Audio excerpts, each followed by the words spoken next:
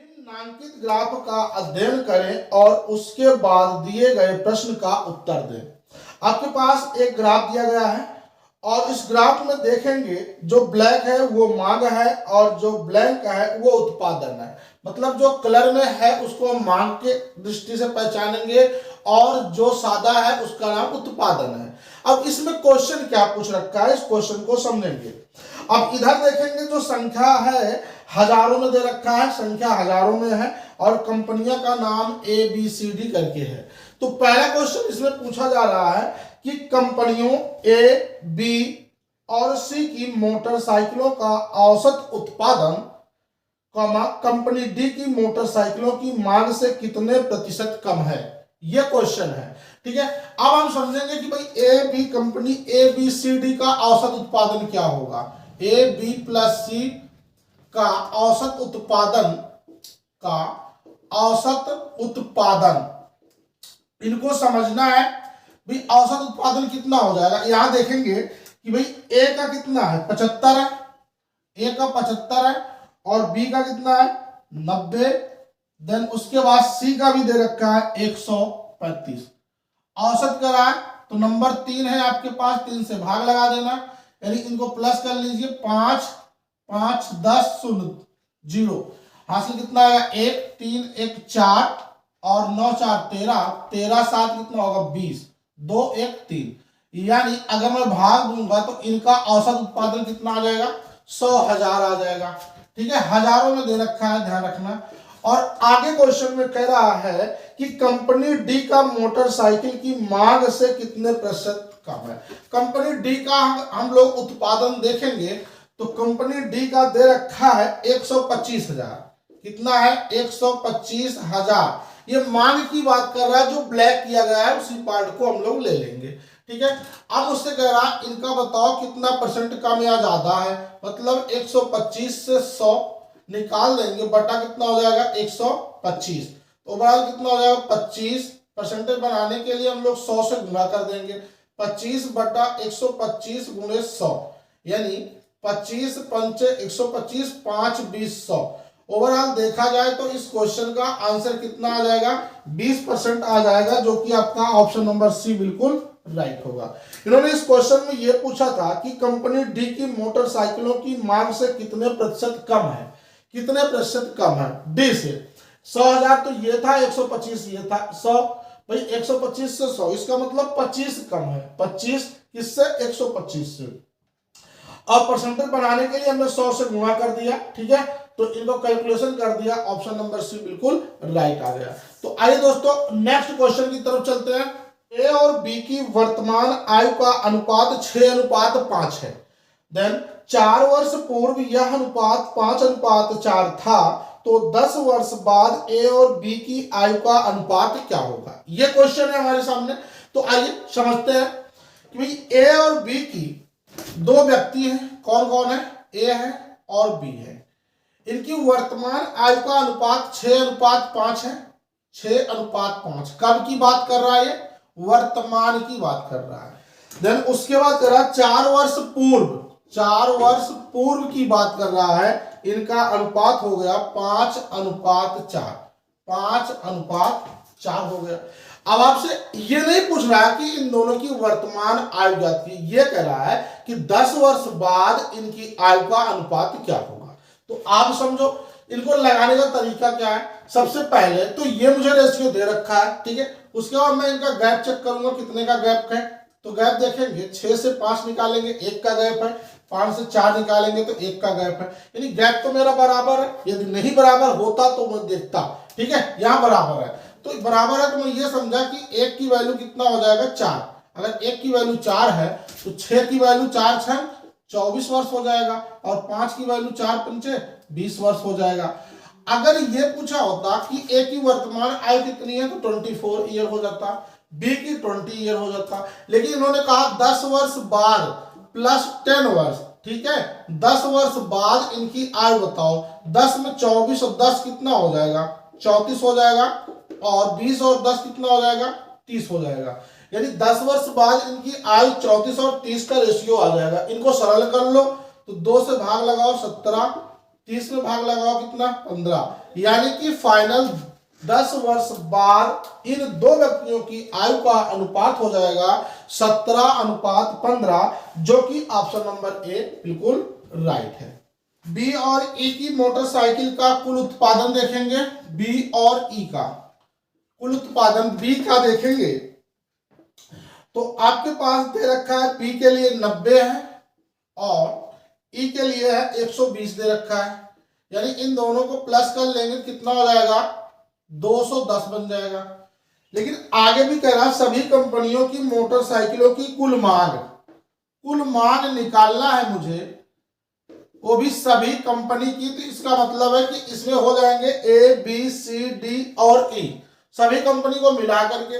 भाई सभी कंपनी को मिलाएंगे मांग के लिए तो ए का मांग कितना बनेगा 100 है और बी का मांग कितना है 70, सी का मांग है 110 और डी का मांग है 125 और उसके बाद दे रखा है ई का मांग है 95। ये आपको कुल मांग दे रखा, इनको आप प्लस कर लो, ओवरऑल कितना आ जाएगा ये 500 आ जाएगा। अब आपसे क्वेश्चन में ये कह रहे हैं कि बताइए कुल मांग का कितना प्रतिशत है। कुल मांग आपके पास कितना है 500 है, ठीक है। बी और ई का कितना है उत्पादन 210 है, परसेंटेज बनाने के लिए 100 से गुणा कर दो, यानी 2 जीरो तो ये कैंसिल हो जाएगा, ठीक है। 5 से भाग लगाएंगे तो 5 चौका 20 और 5 दूना 10। फाइनल इस क्वेश्चन का आंसर कितना बन जाएगा 42% इस क्वेश्चन का आंसर हो जाएगा। आइए दोस्तों बढ़ते हैं अगले क्वेश्चन की तरफ। एक 10 मीटर लंबे और 8 मीटर चौड़े लगातार प्लाट के बाहर चारों ओर एक 6 मीटर चौड़ा रास्ता है, रास्ते का क्षेत्रफल कितना होगा, यह क्वेश्चन है। तो ये मेरे पास एक प्लाट है, आइए समझते हैं। प्लाट बिल्कुल ये आयताकार के रूप में है प्लाट। अब इसमें आपको कह रहा है ये 10 मीटर लंबा है, 10 मीटर लंबा है और 8 मीटर चौड़ा है।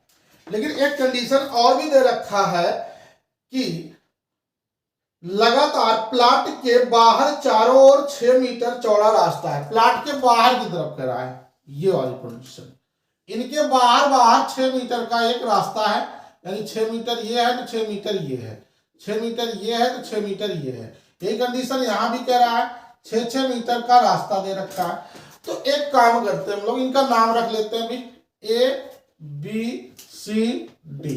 एक ये हो गया, अगला पी क्यू आर और यस। तो इनको हम लोग प्लस करते हैं। देखो अगर मैं ए बी सी डी का एरिया निकालता हूं, ए बी सी डी का क्षेत्रफल, तो आप देखेंगे इसका क्षेत्रफल आया, लंबाई 10 है और चौड़ाई 8 है, तो इसका मतलब 10 अट्ठे 80 मीटर स्क्वायर हो जाएगा। देन लेकिन उसके बाद हमको निकालना है पी क्यू आर एस का क्षेत्रफल, पी क्यू आर एस का क्षेत्रफल। तो यहां क्या बनेगा भाई, नई लंबाई कितनी होगी 6 मीटर, ये एक्स्ट्रा है 6 मीटर, ये 6 12 और 10 कितना हो जाएगा 22 मीटर।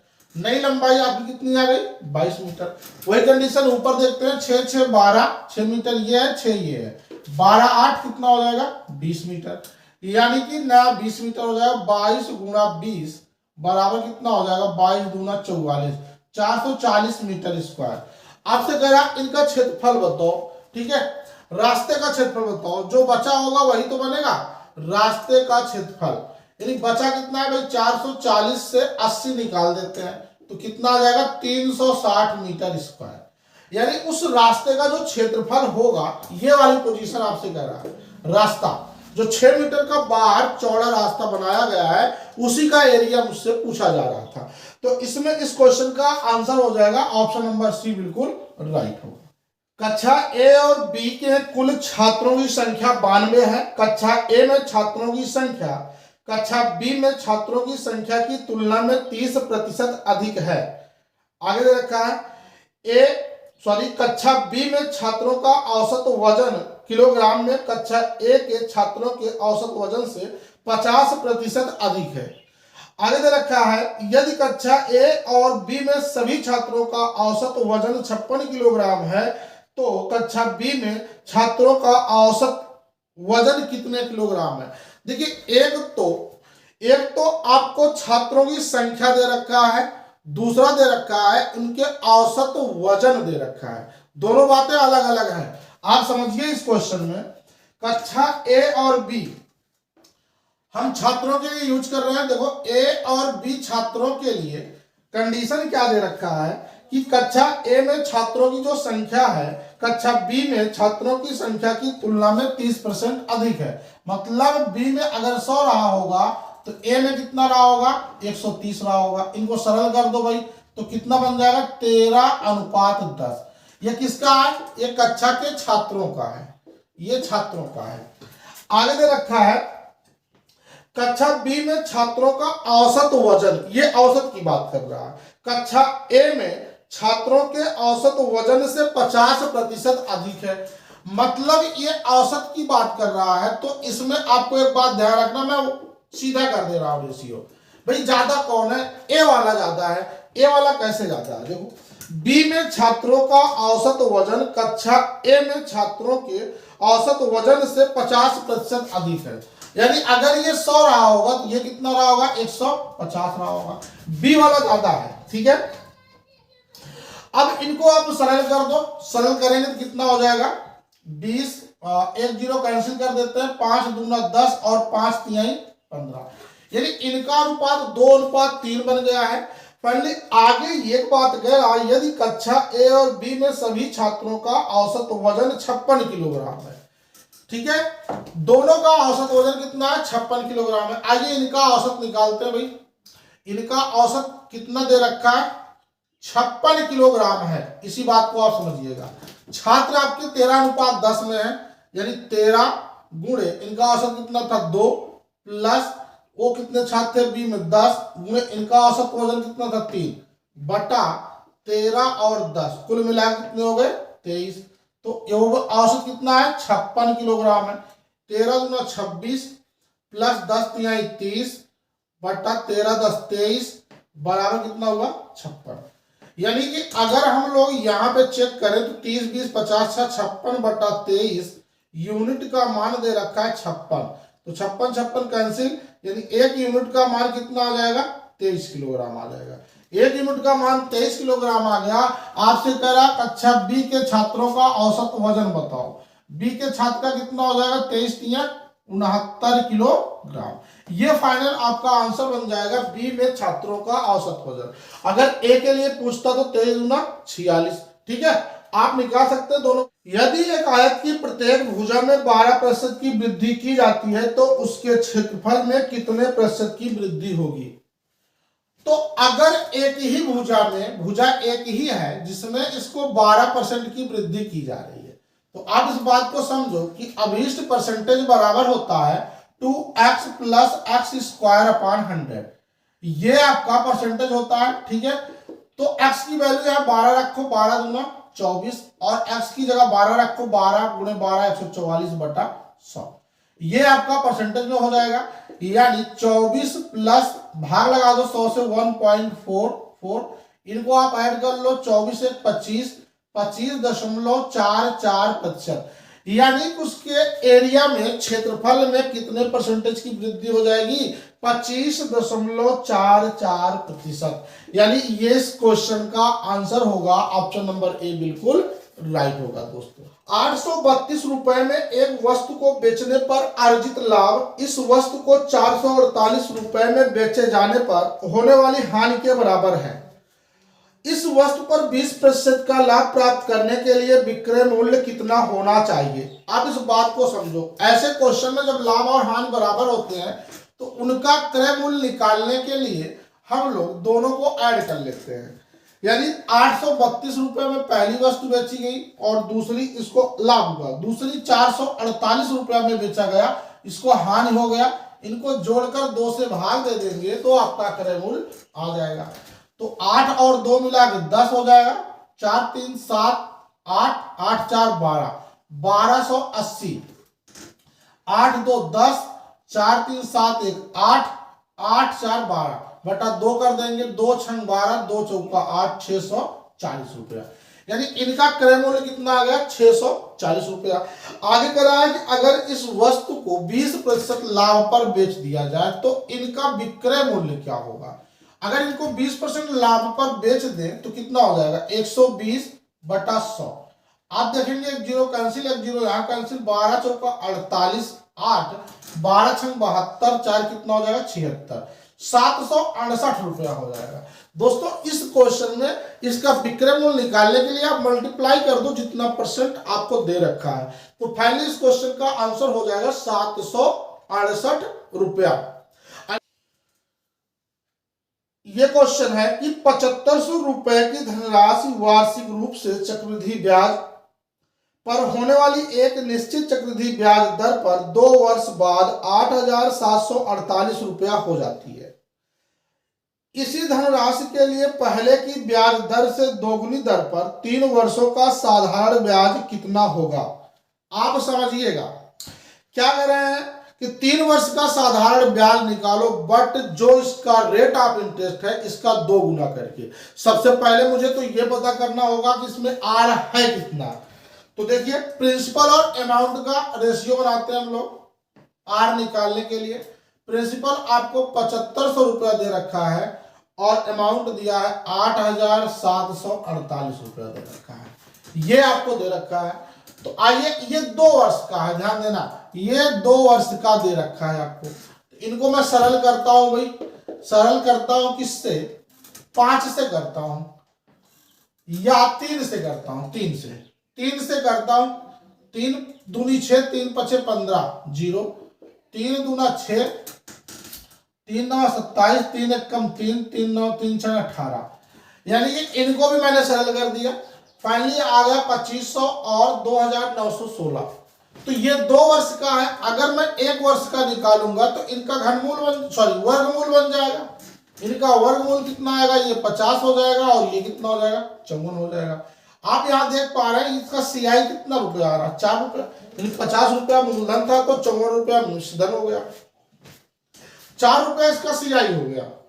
यानी अगर आर का मान निकालें तो 4 बटा प्रिंसिपल कितना है 50 गुणे 100, तो फाइनली कितना हो जाएगा 50 दूना 100, 4 दूना 8%, यानी आर का मान कितना हो गया 8%।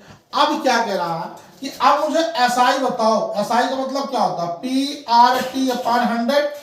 तो भाई प्रिंसिपल कितना है 7500 रुपया है, आर का मान करा 2 गुना कर दिया जाए, यानी जो 8% आया है इसको हम 16 कर देंगे। समय कितना है 3 वर्ष बटा कितना है 100, तो इनको आप सरल कर लो भाई।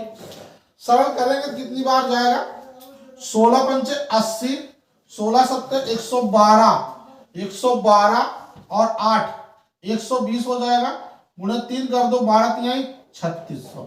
फाइनली इस क्वेश्चन का आंसर कितना हो गया 3600 रुपया हो गया।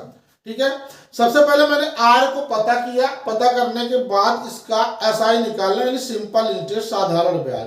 लेकिन कंडीशन दिया कि जो आर का मान आया है उसका 2 गुना पर 3 वर्ष के लिए कितना ब्याज मिलेगा, तो इसका आंसर हो जाएगा कितना 3600 रुपया। आइए दोस्तों आगे चल, दे रखा 3 कारों की चाल 3:4:8 के अनुपात में है। कार की चाल दे रखा है मुझे, यदि चाल का अनुपात क्या है, 3 कार है 3:4:8, ये कार की चाल गिवन है। आगे कर रहे हैं समान दूरी तय करने के लिए इन कारों द्वारा लिए गए समय का अनुपात बताओ। चाहे इनका अपोजिट कर दो या एक काम करो इनका एलसीएम निकाल दो। इनका एलसीएम निकालेंगे तो कितना हो जाएगा 24 हो जाएगा। 3 4 8 का एलसीएम कितना होगा 24 होगा।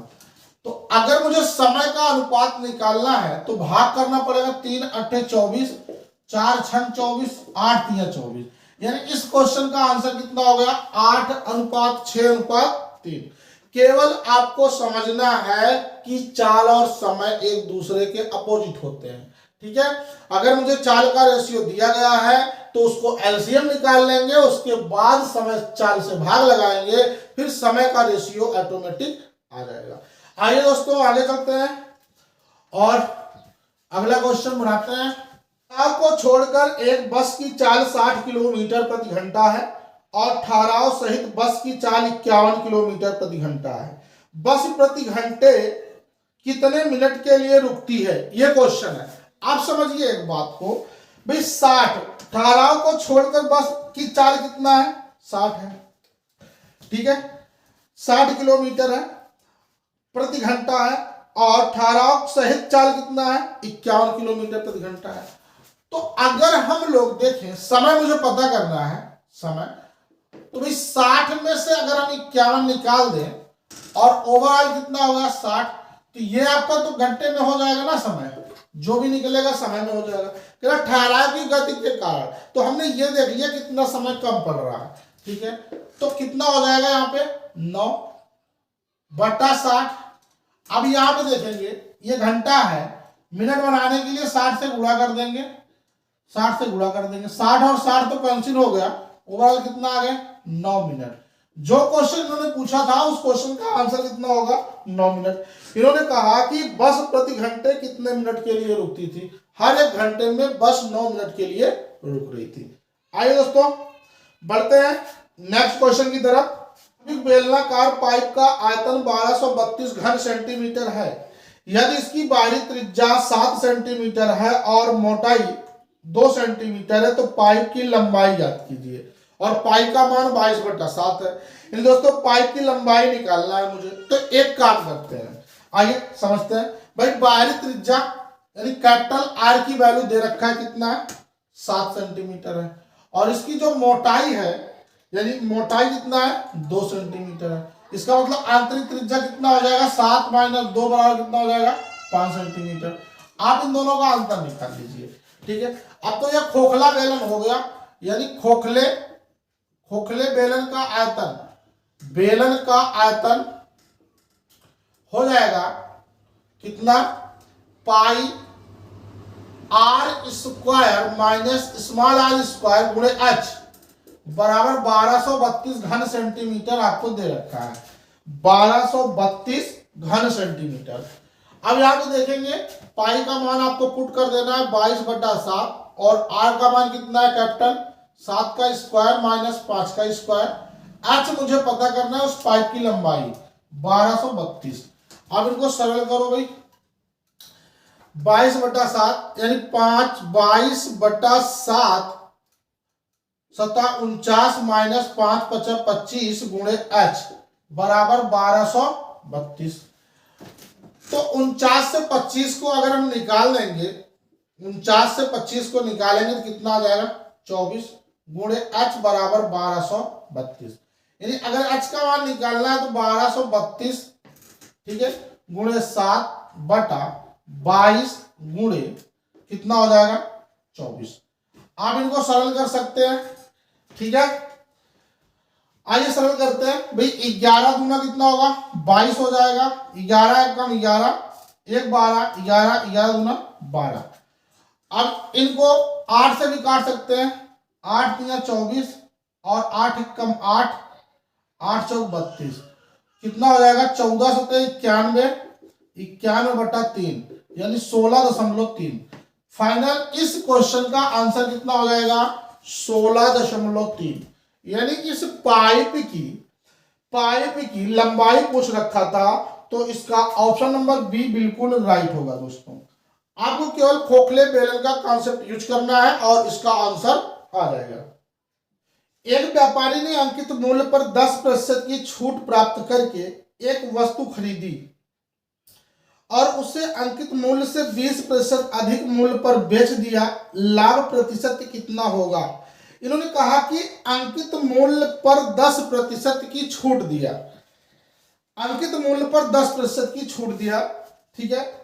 फाइनली उसने बताया कि एक वस्तु खरीदी है, ठीक है। तो अगर इन्होंने खरीदा होगा तो सीपी कितना रहा होगा 90 रुपया रहा होगा, ठीक है। आगे कह रहे हैं कि मूल्य से 20% अधिक मूल्य पर बेच दिया, यानी इसका एसपी कितना है 120 रुपया है, इतने मूल्य पर बेच दिया। आपसे कह रहे हैं तो इनका लाभ कितना होगा, आप जरा बताओ लाभ कितना हो जाएगा भी। अगर 120 से 90 निकालेंगे 30, तो क्रय मूल्य कितना है 90, परसेंटेज बनाना है तो 100 से क्या करेंगे गुणा, 30 × 90, 100 में 3 का भाग लगा दो 33, 33 × 3 = 99 यानी 33.33%, लगभग कितना हो जाएगा 33%। यानी दोस्तों इस क्वेश्चन का आंसर कितना आएगा 33%। आप समझिएगा इस क्वेश्चन को, एक व्यापारी ने अंकित मूल्य पर 10% की छूट प्राप्त करके एक वस्तु खरीदी, यानी इसका एमपी कितना रहा होगा 100 रहा होगा, एमपी 100 रहा होगा। इन्होंने इसका 10% छूट दिया तब जाकर इस वस्तु को खरीदी, यानी 90 रुपया में खरीदा था और 20% प्रॉफिट लिया यानी 120 में बेच रखा था। तो आइए दोस्तों आगे बढ़ते हैं।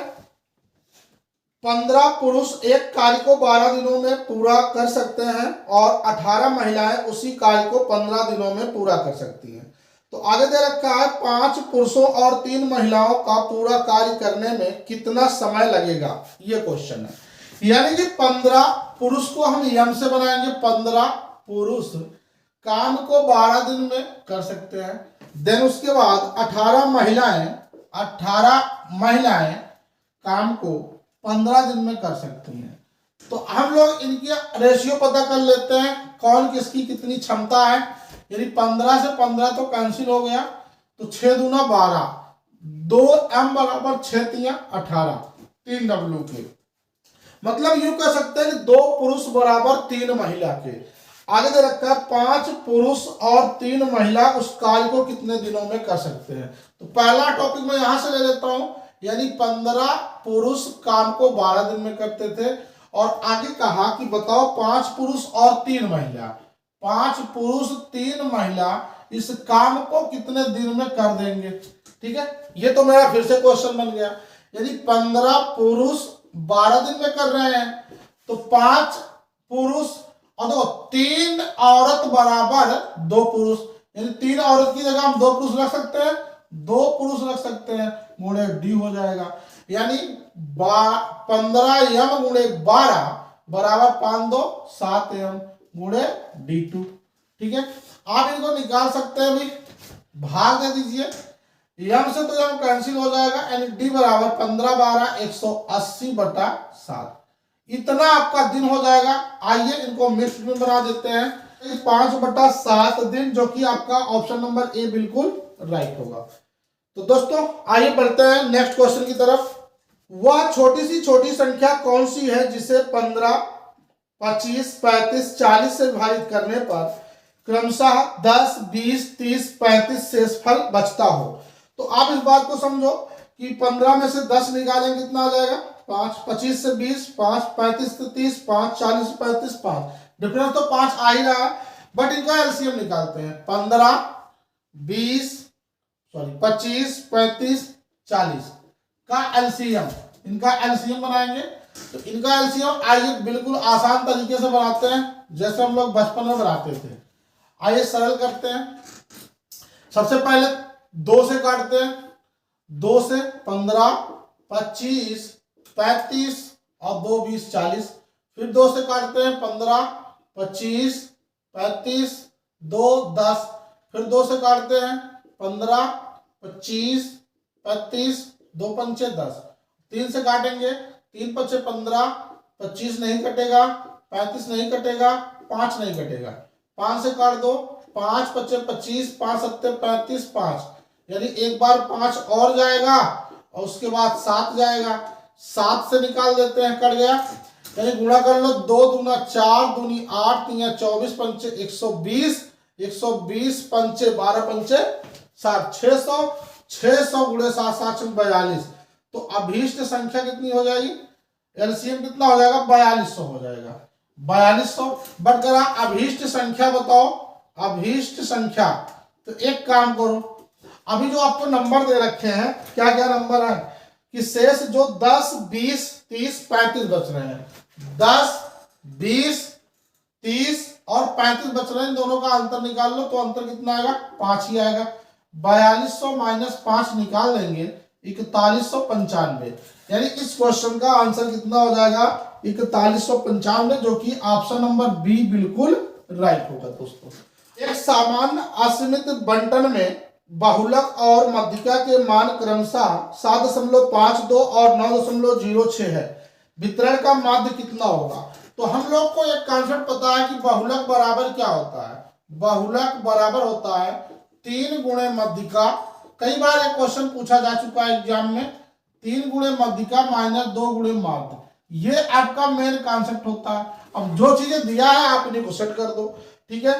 बहुलक आपको दे रखा है, बहुलक और मध्यिका, यानी बहुलक है 7.52, ठीक है, और मध्यिका आपको गिवन है 9.06 माइनस 2 गुणे माध्य, आपको ये चीज दे रखा है। यानी अगर मुझे माध्य निकालना है तो 2 गुणे माध्य को हम बाहर रखेंगे। जब 2 गुणे माध्य बाहर आएगा 3 गुणा 9.06 माइनस हो जाएगा 7.52, यानी 2 गुणे माध्य बराबर होगा, गुणा कर दो, 3 6 18, 3 9 27, 27.18, 7.52, यानी माध्य बराबर होगा इन दोनों का अंतर निकाल देंगे भाई। 8 से 2 निकालो 6, 11 से 5 निकालो 6, यहाँ आएगा 6, यानी 16, 16 से 7 9 और 1, यानी 19.66 बटा 2, 2 9 18, और ये हो जाएगा 2 8 16, 2 3 6। यानी दोस्तों इस क्वेश्चन का आंसर होगा माध्य 9.83, जो कि ऑप्शन नंबर सी में आपको दिया गया है। आइए दोस्तों, मुझे उम्मीद है कि आपको ये क्वेश्चन समझ में आ गया होगा। आइए बढ़ते हैं अगले क्वेश्चन की तरफ। बिल्कुल हम वही क्वेश्चन करवा रहे हैं जो थोड़ा सा लेवल है क्वेश्चन का, ठीक है, और ये सारे के सारे क्वेश्चन एग्जाम में पूछे जा चुके हैं। तो आप जो लोग भी एमटीएस की तैयारी कर रहे हैं विशेष रूप से वो वीडियो को लास्ट तक जरूर देखें। आइए, 11 संख्याओं का औसत 80 है, पहली 4 संख्याओं का औसत 74.5 है, और अगली 4 संख्याओं का औसत 82.5 है। नौवीं संख्या 10वीं संख्या से 6 अधिक है, नौवीं संख्या 10वीं संख्या से 6 अधिक है, और 10वीं संख्या 11वीं संख्या से 6 कम है। 9वीं और 11वीं संख्याओं का औसत कितना है, यानी आपसे पूछ रखा है 9वीं और 11वीं संख्याओं का औसत क्या है। तो आइए दोस्तों बनाते हैं क्वेश्चन में हम लोग। यानी आपको 9वीं कह रहा है, 9वीं और 10वीं, और उसके बाद कह रहा है 11वीं, ये चीज दे रखा है, ठीक है। इन्होंने क्या कहा है कि सभी संख्याओं का औसत, यानी 11 संख्या का औसत 80 है, ध्यान देना 11 का 80 है, टोटल मैंने गुणा कर लिया, बाद में बाहर कर दिया अलग अलग संख्याओं का। पहली 4 का कितना दे रखा है, पहली 4 का 74.5 है, और नेक्स्ट आगे कर रहा है अगली 4 संख्याओं का औसत 82.5 है, अगली 4 का 82.5 है, 82.5 है। ये कह रहा है 9वीं संख्या, यहां तक हो गया। अब क्वेश्चन और करते हैं। कह रहे हैं कि 9वीं संख्या 10वीं संख्या से x अधिक है, ठीक है। 9वीं संख्या 10वीं संख्या से 6 अधिक है। अगर 9वीं संख्या इससे 6 अधिक है तो इसका मतलब है कि अगर मैं इसको x मानता हूं, ठीक है, ये x है, तो ये कितना हो जाएगा, अगर ये अधिक है तो ये कम भी तो हो सकता है, यानी x माइनस 6 कर सकते हैं। आगे करें, और 10वीं संख्या 11वीं संख्या से 6 कम है। जो 10वीं संख्या है वो 11वीं संख्या से 6 कम है, इसका मतलब ये कितनी रही होगी, x ही रहा होगा, ठीक है। आइए अब हम लोग निकालते हैं इनका, कितना बनेगा, 11 88 माइनस, इनको गुणा कर लो भाई, 4 पंचे 20, 4 चौका 16, 2 18, 4 पंचे 20, 4 चौका 16, 2 18, हासिल कितना आएगा, 1 4 7 28 है 29, यानी एक अंक के बाद दशमलव है, ठीक है, प्लस यहां गुणा कर दो, 4 पंचे 20, दशमलव, 4 दूनी 8 2 10, 4 8 32 है 33, ये कर दो 330, ठीक है।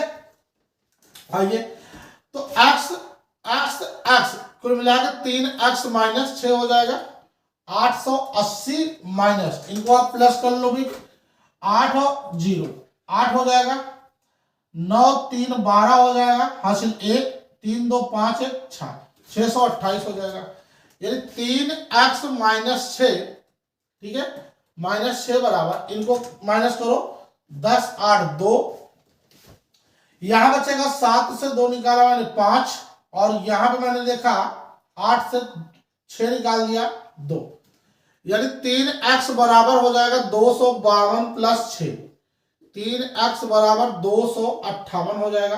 तो x का मान हो जाएगा, भाग लगा दो, 3 अठे 24, 3 छह 18।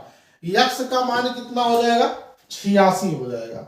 यानी आपसे यह कह रहा है 9वीं और 11वीं संख्या का औसत कितना है। देखो 9वीं और 11वीं संख्या का औसत कितना है। अगर मैं 9वीं और 11वीं को ऐड करूं भाई, 86 9वीं, ये भी 86 हो जाएगा बटा 2, यानी इनको प्लस कर लो, 6 6 12, 8 8 16 1 17 बटा 2, ओवरऑल कितना हो जाएगा 86। यानी फिर से वही आ गया, क्योंकि नंबर दोनों तो बराबर है ना, इसलिए इनका औसत कितना बनेगा, 86 ही आ जाएगा। चलिए दोस्तों बढ़ते हैं नेक्स्ट क्वेश्चन की तरफ। मुझे उम्मीद है कि आपको ये क्वेश्चन समझ में आ गया होगा। इनकेस आप बैक देखिए, पुनः सारी चीजें आपको समझ में आ जाएगा। ए की आय बी की आय से 50% अधिक है। जो ए की आय है वो बी की आय से 50% अधिक है, कंडीशन दे रखा है। दूसरी बात करा, यदि ए की आय में 40% की वृद्धि होती है और बी की आय में 30% की वृद्धि होती है, तो उनकी संयुक्त आय में होने वाली प्रतिशत वृद्धि कितनी है। यानी कि दो नंबर है, मैं मान लेता हूं ये ए है और ये बी है। अगर मैं इन दोनों को ऐड करूंगा तो क्या निकल कर आ जाएगा, ए प्लस बी। अब क्वेश्चन में आपको समझना है, इन्होंने कहा जो ए की आय है बी की आय से 50 अधिक है। अगर ये 100 रहा होगा तो ये कितना रहा होगा, 150। इन दोनों को अगर हम ऐड कर लें कुल मिलाकर कितना हो जाएगा, 250 हो जाएगा कि नहीं। आगे कहा ए की आय को 40% बढ़ा दिया गया, यानी जो ए की आय थी 40 बढ़ गया तो 140 बटा 100 हो जाएगा। आगे बी की आय को इन्होंने 30% बढ़ा दिया, यानी 100 गुणा 130 बटा 100 कर दिया। इनको सरल कर लो भाई, 1 0 1 0 कैंसिल हुआ, 14 पंचे 70, 14 7 21, 210 प्लस कितना हो जाएगा 130 बराबर, इन दोनों को प्लस कर लो, 2 1 3, 340। आप देखो यहां पहले 250 था, अब कितना हो गया, 340 हो गया। इसका मतलब है कि अगर मुझे परसेंटेज बढ़ाना है तो भाई 340 से 250 को निकाल देंगे, बटा कितना हो जाएगा 250, गुणा कितना हो जाएगा 100। तो इनको आप निकाल दीजिए 0, 14 में से 5 निकालो कितना हो जाएगा 9, बटा कितना हो जाएगा 250 गुणे 100। ये आप कर सकते हैं, ठीक है। 1 0 कैंसिल कर दो, 25 चौका 100, 9 चौका 36%। यानी दोस्तों इस क्वेश्चन का आंसर आ जाएगा 36%, जो कि आपका ऑप्शन नंबर ए बिल्कुल राइट है। तो चलिए दोस्तों आज की क्लास को यहीं तक रखते हैं। वीडियो आपको अच्छा लगा तो लाइक कर दीजिएगा, चैनल को सब्सक्राइब जरूर कर लीजिए, बेल आइकन प्रेस कर लीजिए। थैंक यू दोस्तों।